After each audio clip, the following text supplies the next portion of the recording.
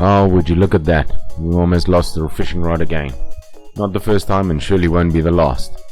Welcome guys to another episode of CarpFishing.Tips. If it's your first time here, buckle up, you're about to see two idiots trying to catch carp. If you're already subscribed, thank you for the love and enjoy the episode. This week we went to 50 Rand Dam here in Alberton, and this time we thought we would take you on the drive to the dam. Remember, the Google Maps link is in the description below. So once you pass Mall of the South, you turn right and there you'll be met by Sundowners Pub. Keep going straight down the road. Well, the road kind of turns and you'll have Panorama Flight Park to your left, and 50 Rand Dam will come up on the right hand side with this beautiful yellow sign that says Rood Resort Oord, otherwise known as Rust in Urbi, and otherwise known as 50 Rand Dam.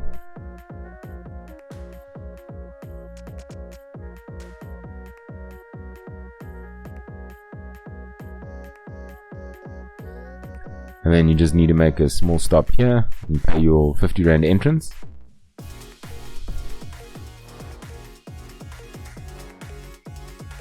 And then continue down to the dams. This is the first dam. You just keep following this gravel road and it'll take you to the other dams as well. This was our fishing spot for the afternoon.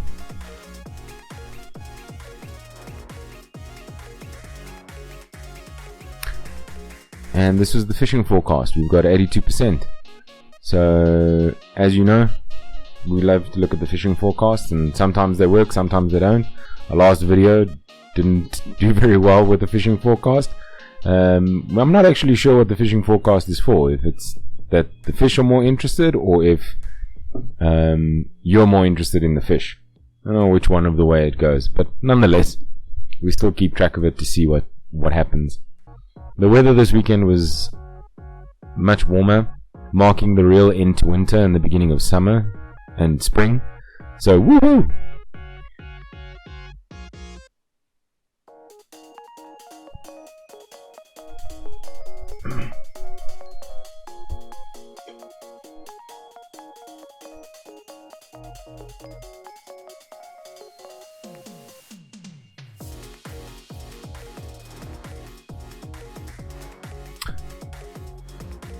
We tried something a little different this week with setting up all our rods first and then casting them in. Usually we get the rods in as fast as possible to maximize our time on the bank. Not sure why we decided to actually make this change, especially since this week we were pressed for time. We only had around 2 to 3 hours to fish. We arrived at around 2:30 in the afternoon, and obviously we've got to be out by 6 because that's when 50 Rand Dam closes.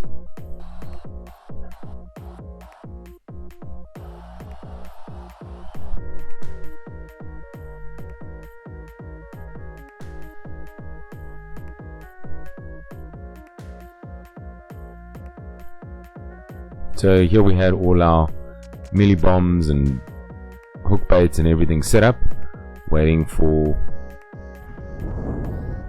the magical cast in. Nevertheless, this is the bait we were using on the day. We had level 5 feed mix in the meilie bomb ground bait, about 3 squirts I'd say. From the left on the purple telescopic we've got the Supercast Sniper Oozer floats and Supercast Tutti Frutti meilies as the hook bait, as well as fish garlic floats, 10 mils with detonated dips, strawberry and white chocolate bowl dips. On the first yellow rod we've got A to Z baits banana hard floats with signature series garlic bullet backing on one of the hooks, and on the other hook we just had the hard float with banjo and devil's fork bowl dips.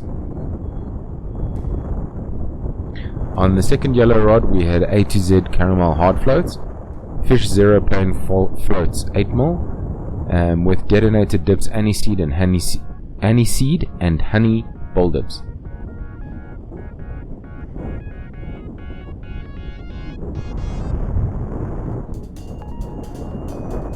Then on our bass rod we had power baits, strawberry meilies, and fish zero floats, 8mm plain and 10mm garlic with supercast Spider-Man and highball bullets. We also tried something else. We put the bowl dip over the strong bowl dip after the first cast to see if that would make any difference in attracting the fish on all the rods.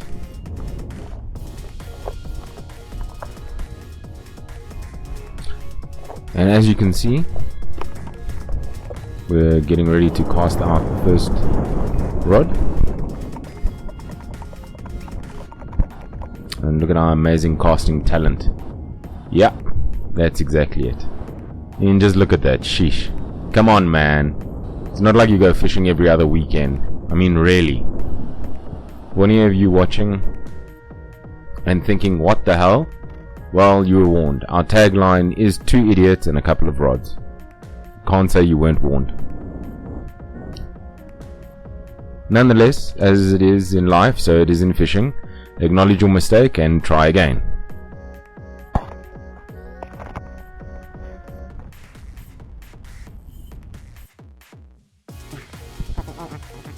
Not much better, but at least it wasn't right under our feet. We decided to approach the swim by fanning our rods from the right to the left throughout the day. Our plan was to keep the rods in for an hour, and if nothing bites, shift the rods slightly to the left and keep fanning them to try concentrate our ground feed in a general area. Why did we start with the right? Very simple. The wind was blowing directly into the reeds to the right of our swim. And we had a comment on one of our videos a while ago that we should definitely follow where the wind lands up, because that's normally where the fish tend to congregate. As you can see, there's our hook easy little tool, great for keeping your tackle on your rod.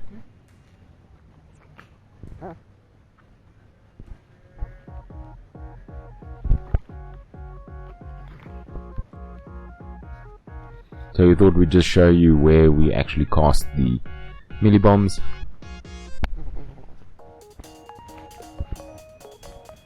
Not super long, probably about 20-30 meters away. That's done by design to a large degree, and that was to almost create a wall of ground bait.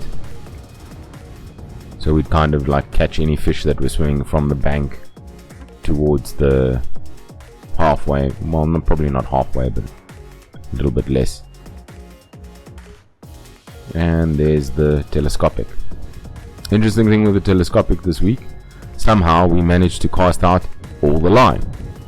Literally, we cast the meilie bomb so far that it took out all the line on the spool. Not sure how much line there is, but I don't think there's more than what, 50 meters, 60 meters. So we really need to put some more line on our rods. I don't know what's going on and where all the line went on the rods. Does anyone know if there's like, what do they call them? Line gremlins or something that maybe eat your line while it's sitting in your garage? Anyway. And this is what our swim looked like for the day. It was a really pleasant day. The wind wasn't too bad. And the temperature was really nice and mild. And as I was saying, the wind wasn't too bad, but it managed to overturn my tackle box and pick up fishing tackle. I don't know if I should say that I had a bad start to this fishing session or not, but I chalked it up basically to just the weather and nature being against me at the beginning of the afternoon. Oh, geez, like that. And there we go. We got our first bite. Oh, shit. We were really shocked.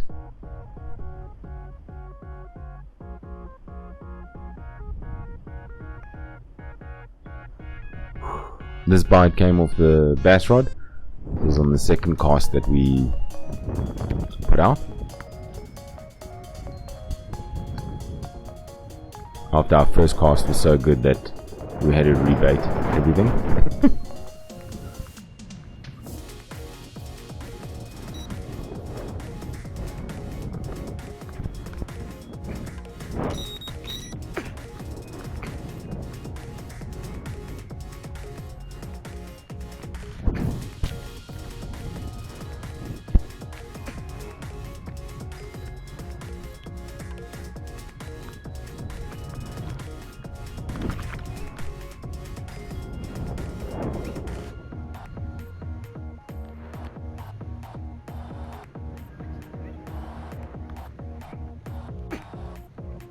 And there's the first sign of color, or the second.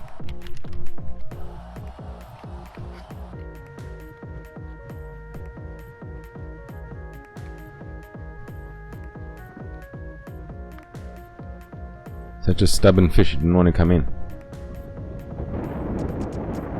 As per our last couple of, well, not our last couple of videos, but some of our videos from last year, play the fish, play the fish, play the fish, until you're sure that you can get a net on him.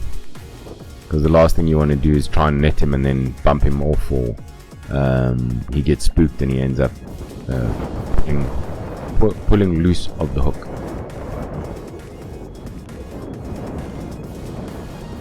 This guy was caught on a red flag trace that we built with some pieces we got from our latest trip to our fishing shop. We got a spring weight, a spring with some nice little sized hooks. I think they're probably around size 1 hooks when I compared them, because I think they said number 6, but they're not. They're much smaller than that. So I don't know if there's multiple ways to class hooks, especially when it comes to numbers. But yeah. So this is about a size 1 hook.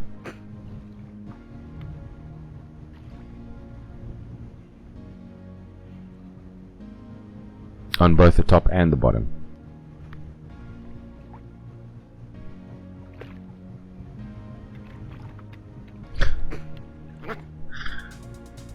Looking back at this, I can't believe how much of a struggle he actually gave me. Still not in the net.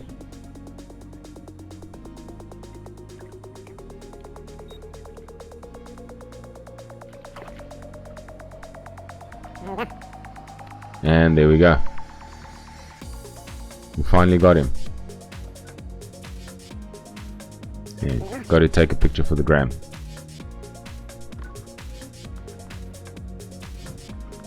Got to take a picture for the gram.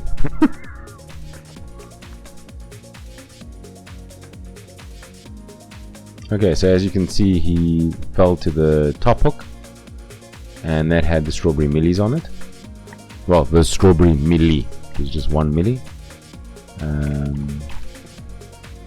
And here you'll see I almost lose the fish by letting him go out of the net.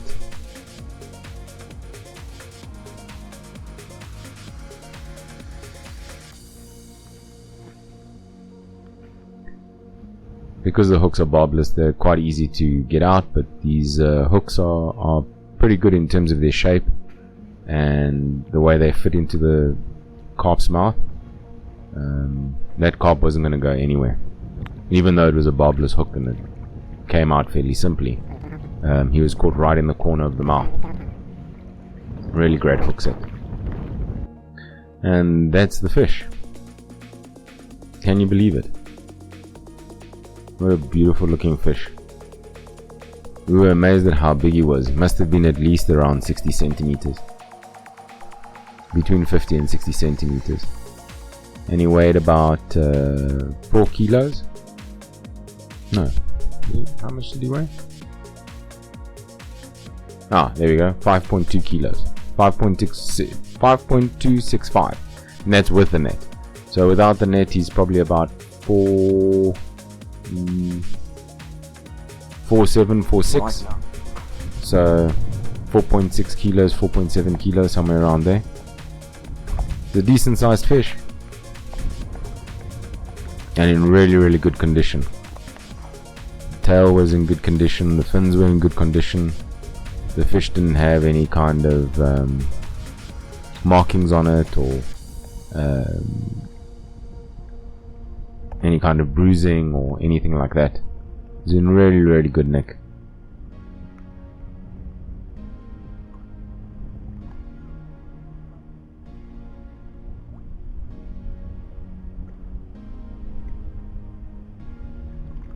Come on, pose for the camera, man. Yeah, there we go. That's a nice chunk of a common, isn't it? And there he goes off. What a beaut.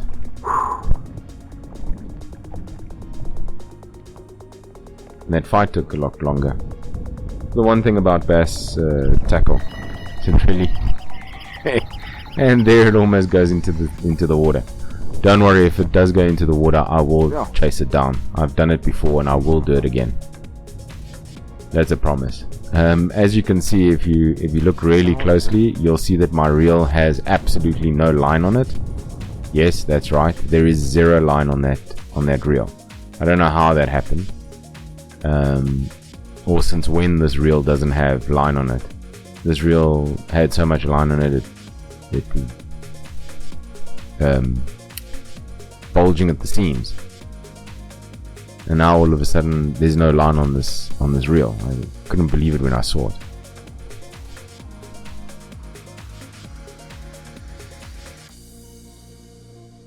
And this was around half an hour, maybe 40 minutes from the first one. So at this point we're already thinking, well, we've clearly found a hole where there's a bunch of fish sitting, and we're getting more and more excited as we're fishing.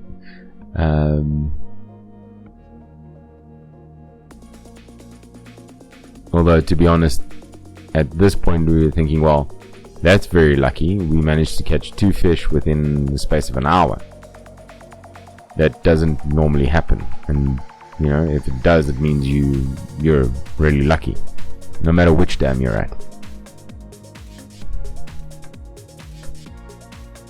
And originally I thought, well, this fish, actually originally I thought it was a catfish. I thought this thing was something else. It definitely didn't feel like it was fighting like a carp. It was just dragging me all over the place. Had like super strength. It was like a Hulk carp or something.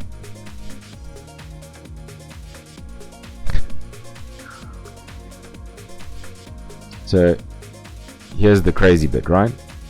So this is fish number 2 within an hour, okay, of us fishing. Here's the part that really got us, is look at the size of the fish. That fish is not small. So normally, you know, you'll catch a big fish, or you'll catch a small fish and then a big fish, or you'll catch a big fish and then a small fish, but not in this session. And again, he fell to the top hook. As you can see, the red float trace has a gummy on it as well. He stole my float as well. That hook there was where I had the garlic float and the 8mm plain float. Sorry, coming back to the red float trace. So I bought gummies as well to put up and down the line. Just to test out. I saw it in one of the videos that I saw probably a couple of months ago, and I thought, you know what, let me give it a shot and see if it helps any bit.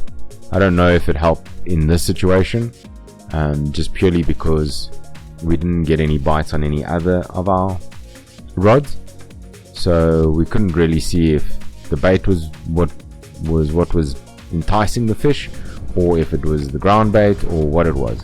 Oh, it definitely wasn't the ground bait. So this little guy was 4.5 kilos, so he's probably around 4 kilos, maybe 3.9. The net weighs between 5 to 600 grams. just in case you're wondering. Yeah, another also about 50 centimeter, 60 centimeter fish, and he gave us a good scrap. Like I say, I thought he was a catfish or something because his fighting so strong. And here we are for the release. As you can see, really pretty looking fish. And then we decided to test out our retractable bait spoons that we got from the fishing store. This week went a little bit better. I don't know if my arm just had a rest, or if it's the fact that I'm throwing with the direction of the wind as opposed to against it. And we almost lose the rod again. Again, it's on the bass rod. Also in the same general area of those reeds. What we did notice was when we cast back into the space, we try to cast a little bit over, a little bit to the left, a little bit to the right, just so that we weren't hitting the exact same spot every single time, which obviously is very difficult to do unless you're, champion carp fisherman, I think. But yeah, so this was about another half an hour, maybe 40 minutes again. We really had some good tempo. For once, I know what tempo is. Because most of the carp guys talk about fishing with tempo. Well, this is kind of fishing with tempo.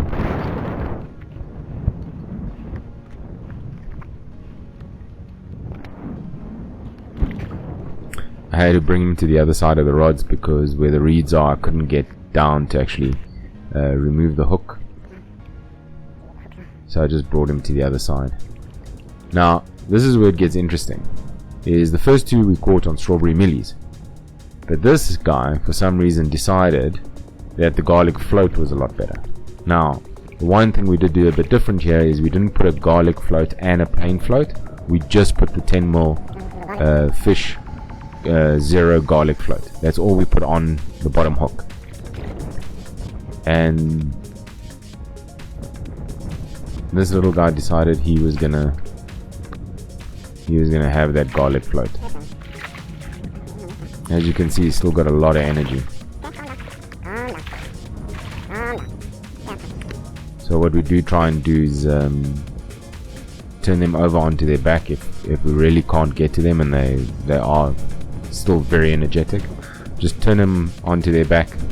It tends to disorientate them. You can remove the hook and not hook yourself at the same time. We've done that.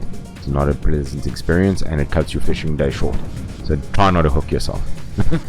That's your tip for the day. Try not to hook yourself when unhooking the fish.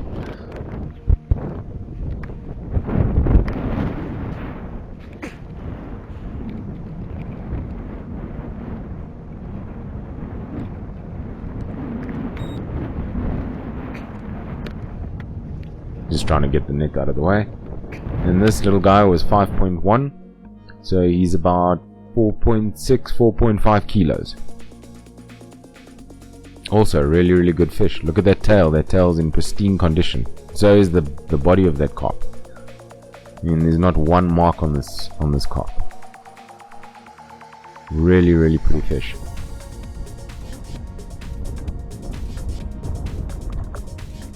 Oh, sorry. Tried to lift him and got away from me. There you go. So squirrely. And this was the aftermath of my fishing stand. After that fish, actually shifted the whole fishing stand out of the way. And then here we've got another fish. This was around also about 40 minutes later. We were busy packing up, trying to get out of the dam because closing time was coming, and we were packing up, and we left that rod in on purpose because obviously it's where all our bites have come from. Well, all our fish have come from. We did get a bite on the telescopic that we threw out a little bit further, but nothing that committed.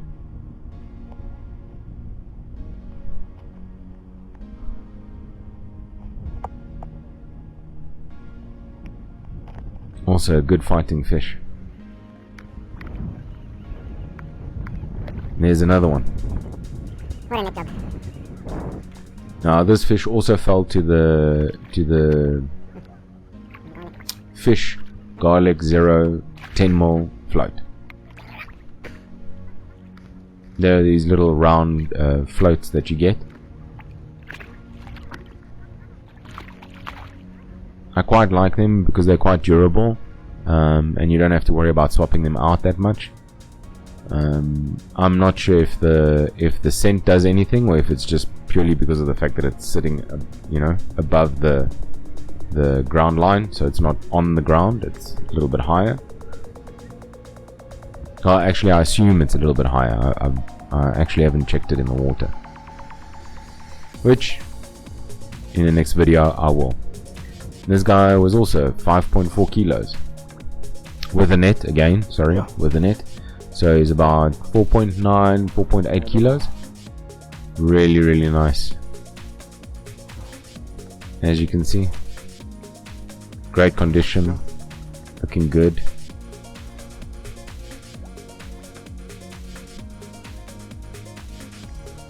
He was a little bit more lethargic going in. But there he goes. Found his bearings and moved on.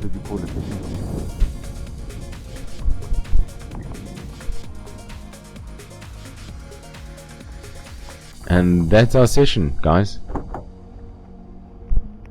Talk about a whirlwind. Tips that we may have for you. Definitely try the fan technique. I think it does work. I would definitely try different things on each of the rods, especially if you're going to a new place or if you haven't been to your local dam in a while. Fish taste varies, it seems, over various years and months and weeks and days of going fishing. So definitely try different things, and who knows, maybe you'll also have a great session like this where you can catch 4 fish all over 4 kilos. What an awesome day. What an awesome day. Enjoy the sunset, guys. Have a great week. Have a great weekend. And as always, tight lines.